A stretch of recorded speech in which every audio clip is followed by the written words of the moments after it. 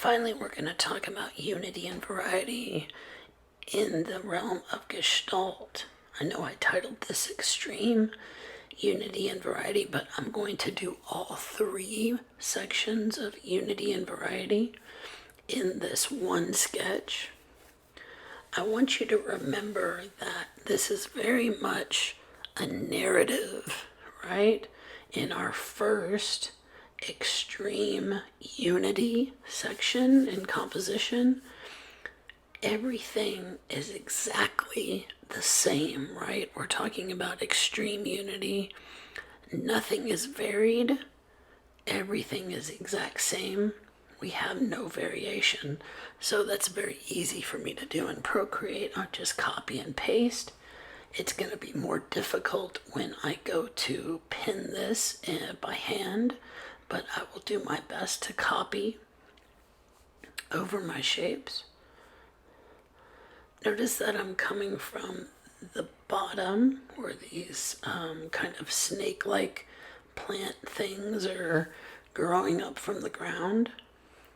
In my next composition, Extreme Variety, I want to keep one of the shapes from Extreme Unity, so one of those seed pod plants, and everything else is different or varied.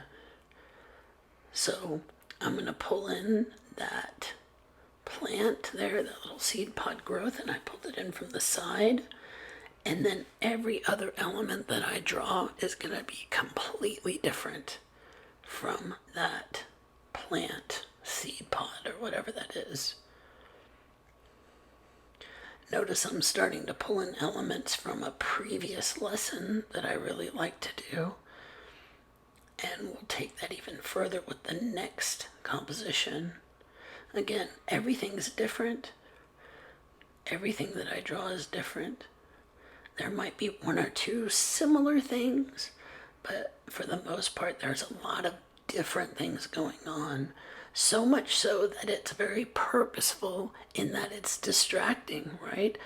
I can't pick out one thing when this is over that stands out, and therefore there is no real focal point in this. And that's the point of this composition. There's so much going on. A lot of you, believe it or not, started to sketch like this in 3A, and this hopefully helps you see that when too much is going on, it starts to get really distracting. We're going to take one element from Extreme Unity, so our little plant seed pod thing, and we're going to mix it with one or two elements in a pleasing manner that we've explored in Extreme Variety. Okay, so our plant, and then we're going to pick a couple of things from Extreme Variety, and let's see how this looks. So I've repeated and varied that first plant form, and now I've started to pull in that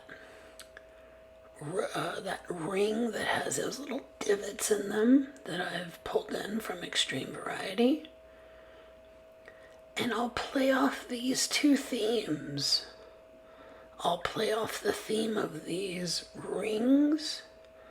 And also, while I was doing this, I thought, how cool would it be for it to have those little seed ends inserted or next to those little divots in the rings? And again, these are all tied to themes that you can exploit.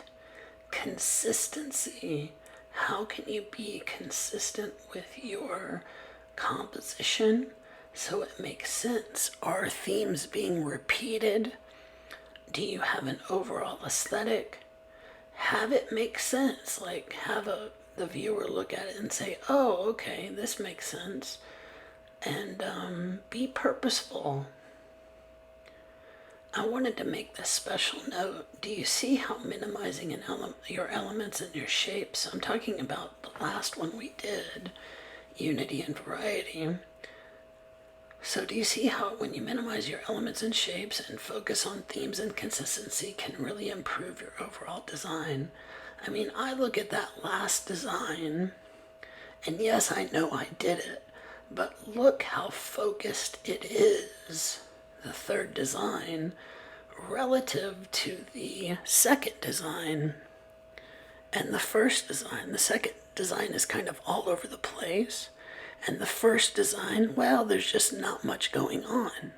So your goal is, with unity and variety, to really tie in and hone down your skills and have it all unified and purposeful.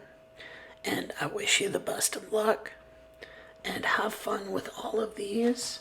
And we will see you online.